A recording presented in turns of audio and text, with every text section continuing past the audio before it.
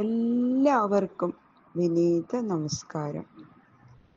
പ്രിയപ്പെട്ടവരെ, എനിക്ക് ഇപ്പോൾ ഒരു മരിച്ച വില ഞങ്ങളുടെ തറവാട്ടിൽ തന്നെ വന്നതുകൊണ്ട്, ഒരേട്ടൻ മരിച്ചു. അതുകൊണ്ട് എനിക്കിപ്പോൾ ഭാഗവതം ചെയ്യാൻ നിവൃത്തിയില്ല. ഇപ്പോൾ 20-ാം തീയതിയാണ് പിണ്ടം വരുന്നത്. അത് കഴിഞ്ഞ് അതിൻ്റെ പിറ്റേ ദിവസം എനിക്കൊരു കണ്ണിന് ഒരു സർജറിയാണ്. ഇപ്പോൾ 1 മാസത്തോളം കഷ്ടിച്ച് റെസ്റ്റ് വേണ്ടി വരും. അപ്പോൾ ഇനി എനിക്ക് ഭാഗവതം ചെയ്യാൻ പറ്റില്ല. അത് എല്ലാവരെയും ഒന്ന് അറിയിക്കാൻ വേണ്ടിയിട്ടാണ് ഇത് പറയണത്.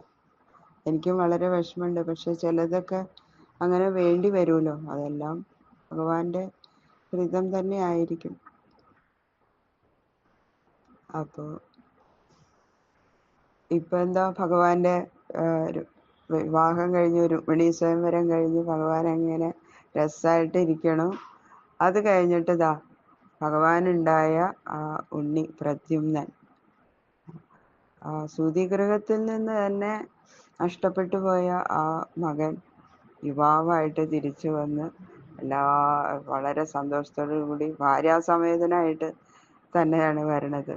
സുന്ദരിയായ രതീദേവിയോട് കൂടിയിട്ട് പ്രദ്യുമ്നൻ, മന്മഥൻ്റെ അവതാരമായിട്ടുള്ള പ്രദ്യുമ്നൻ തിരിച്ചു വന്ന് എല്ലാവരും സുഖമായിട്ട് ജീവിക്കണം. അതേവരെയാണ് ഇപ്പം നമ്മൾ കേട്ടുകൊണ്ടിരുന്നത്. അപ്പോൾ ഇനി മുതൽ നമുക്ക് ആദ്യം മുതലുള്ളതൊന്ന് നോക്കാം എന്ന് വിചാരിക്കണം. അപ്പോൾ എല്ലാവരും തുടർന്നും കേട്ട് നമുക്ക് എന്നാണ് ഇനി അടുത്ത 56-ാമത്തെ അധ്യായം മുതൽ തുടങ്ങണമെന്നുള്ളത് വരെ എല്ലാവരും അത് കേട്ടുകൊണ്ടിരിക്കുക. എല്ലാവരും എനിക്ക് വേണ്ടി പ്രാർത്ഥിക്കണം. ഭഗവാന്റെ അനുഗ്രഹം എല്ലാവർക്കും ഉണ്ടാവാനായിട്ട് പ്രാർത്ഥിക്കണം. ഹരേ ഗുരുവായൂരപ്പ. സർവത്ര ഗോവിന്ദനാമ സങ്കീർത്തനം. ഗോവിന്ദ ഗോവിന്ദ ഗോവിന്ദ.